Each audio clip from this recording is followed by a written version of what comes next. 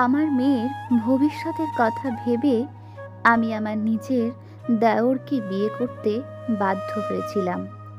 এর পরের ঘটনা জানার আগে আপনি যদি আমাদের চ্যানেলে নতুন হন, অবশ্যই আমাদের চ্যানেলটি সাবস্ক্রাইব করে বেল আইকনটি প্রেস করে রাখবেন এই ধরনের নিত্য নতুন গল্প শোনার জন্য।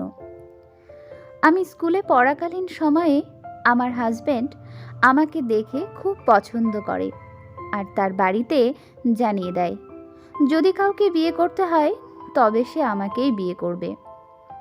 যেহেতু তখন বাড়ি থেকে তার জন্য পাত্রী খোঁজা হচ্ছিল, তাই ছেলের কথা শুনে আমার শ্বশুর শাশুড়ি মা আমার বাড়িতে আসেন। দরজা খুলতেই তারা আমাকে বললেন, তোমার নাম কি মা? আমি বললাম, রানী। রানীর মতোই দেখতে তুমি। আমার ছেলের পছন্দ খুব ভালো বলতে হবে। আমি তাদের কথা কিছুই বুঝতে পারছিলাম না আর চিনতেও পারছিলাম না। আমি তখন স্কুলের জন্য রেডি হচ্ছিলাম, তাই বেশি কথা না বলে মাকে ডাকলাম, মা, আমি এনাদের চিনতে পারছি না, দেখো তুমি চেনো কি না। আমার স্কুলে দেরি হয়ে যাচ্ছে, আমি আসলাম। আপনারা কে? আগে ভিতরে চলুন দিদি, সব বলছি। আপনার মেয়েকে আমাদের বাড়ির বউ হিসাবে পেতে চাই আমরা, কিন্তু আমার মেয়ে তো এখনো পড়াশোনা করছে।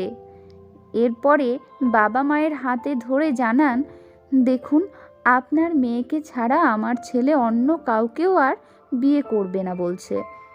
আমার ছেলে বিদেশে ভালো কোম্পানিতে চাকরি করে, সে আপনার মেয়েকে দেখার পরে বিয়েতে রাজি হয়েছে। দয়া করে আপনি রাজি হয়ে যান, আপনার মেয়েকেই আমাদের বাড়ির বৌমা করতে চাই আমরা। দেখুন, আমাদের অবস্থা খুবই ভালো, আপনার মেয়েকে আমরা রানীর মতো করেই রাখব। আমার 2 ছেলে, ছোট ছেলে আপনার মেয়ের বয়সী, সেও স্কুলেই পড়ছে, ওরা একই স্কুলেই পড়ে। আমার ছোট ছেলেই আপনাদের বাড়ির ঠিকানা দিয়েছে, আর আমার বড় ছেলে গ্র্যাজুয়েশন পাশ করার পরেই বড় কোম্পানিতে চাকরি পেয়ে বিদেশে থাকে। এখন সে বাড়িতে এসেছে, আমরা তাকে বিয়ে দিতে চাই। আমার বাবা বলল, আমার মেয়ের থেকে জেনে আপনাদের জানাবো। ঠিক আছে, আমরা তাহলে আজ আসি। পরদিন তারা আমার বাড়িতে আবার এলো, আর সেদিন রবিবার ছিল। সঙ্গে করে তাদের বড় ছেলেকেও নিয়ে আসলো। আমাদের বাড়িতে দেখাশোনা চলল, আর আমি তাদের জানিয়ে দিলাম আমি পড়াশোনা করতে চাই। তাই আমার কথা মতো আমার হাজব্যান্ড জানালো, হ্যাঁ, অবশ্যই করবে। আমার বাবার অবস্থা তেমন একটা ভালো ছিল না, তাই তাদের সঙ্গে আমিও বিয়েতে রাজি হয়ে গেলাম। আমাদের বিয়ের সমস্ত খরচ আমার শ্বশুরবাড়ির থেকেই দিয়েছিল। এত ভালো একটি শ্বশুরবাড়ি আমি পাবো তা স্বপ্নেও কল্পনাও করিনি। বিয়ের পরে তাদের ভালোবাসা পেয়ে আমি এতটাই খুশি ছিলাম যে বাবার বাড়ি আসতেই চাইতাম না। আমার শ্বশুরবাড়ির সবাই আমাকে তাদের বাড়ির মেয়ের মতোই দেখত। আমার সব আবদার মেটাতো। আমার কথা মতো তারা আমার পড়াশোনাও চালিয়ে যায়। আমি কলেজে ভর্তি হয়ে যাই।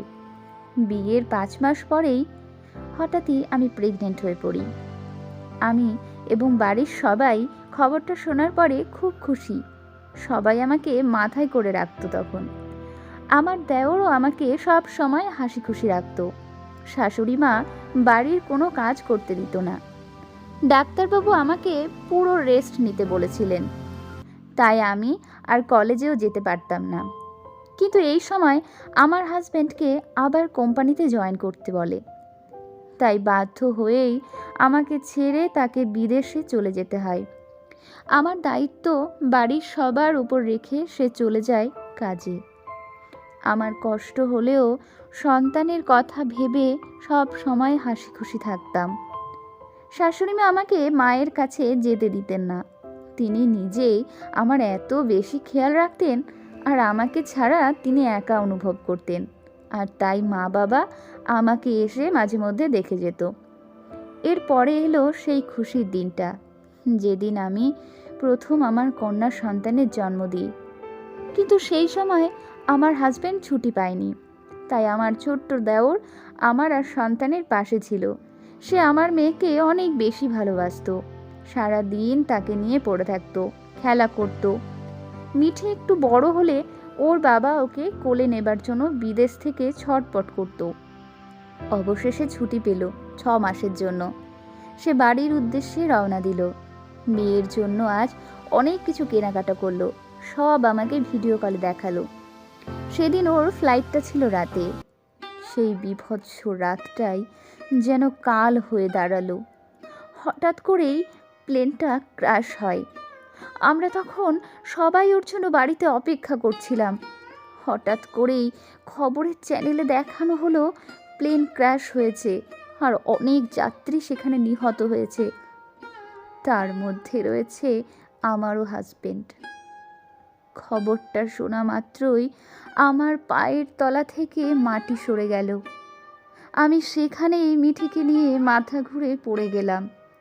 যখন জ্ঞান ফিরল, আমার সাজানো গোছানো সংসারটা যেন এক নিমেষেই শেষ হয়ে গেল। আমার এই ছোট্ট মেয়েটা তার বাবাকে একবার দেখতেও পেল না। আমি যেন দিশেহারা হয়ে পড়লাম। বাড়ির সবাই ভেঙে পড়ল। আমাকে সান্ত্বনা দিতে আমার মা বাবা এলো আর আমাকে আর আমার সন্তানকে নিয়ে যেতে চাইলো। কিন্তু আমার শাশুড়ি মা আমার মায়ের হাত ধরে কাঁদতে লাগলো। আমার বৌমার নাতনিকে নিয়ে যাবেন না, ওরা এখানেই থাকবে, ওদের ছাড়া যে আমি পাগল হয়ে যাব। আমার দেওর আমাকে স্বাভাবিক রাখার চেষ্টা করত, কিন্তু আমি নিজের মধ্যেই বিলীন হয়েছিলাম। আমার এমন অবস্থা দেখে আমার শাশুড়ি মা আমার আবার বিয়ে দেবার কথা বললেন আমার দেওরের সঙ্গে। আমার মা বাবা তাতে রাজি হলেও আমি কিছুতেই রাজি ছিলাম না। যাকে ছোট ভাইয়ের মতো দেখে এসেছি তাকে কিভাবে বিয়ে করব? সেই বা কিভাবে আমাকে স্ত্রী ভাববে? এটা কিছুতেই সম্ভব না। তখন সবাই আমার মেয়ের ভবিষ্যতের কথা ভেবে বলতে লাগলো আমার এই বিয়েটা করা উচিত। আমার বয়স কম, তাই বাইরের লোকের নজরও থাকবে। তাদের নজর এড়ানোর জন্য আর মেয়েকে একটা স্বাভাবিক জীবন দেবার জন্য আমার দেওরকে বিয়ে করতে বলল তারা। আমার শাশুড়ি মা সব সময় কান্নাকাটি করতে লাগলেন। আমার দেওর তখন আমাকে বিয়ে করতে রাজি হলো, আর আমিও আমার মনকে শক্ত করে মেয়ের কথা ভেবে বিয়ে করতে রাজি হয়ে গেলাম। বন্ধুরা, আজকের গল্পটি একটি সত্য ঘটনাকে কেন্দ্র করে লেখা। বাস্তব জীবনে চলতে গেলে এমন অবাস্তব ঘটনা অনেক সময় অনেকের জীবনেই ঘটে থাকে। বন্ধুরা, আজকের গল্প কেমন লাগলো অবশ্যই কমেন্টে জানাতে ভুলবেন না। আর চ্যানেলটি সাবস্ক্রাইব করে বন্ধুদের মধ্যে শেয়ার করে দেবেন। ধন্যবাদ।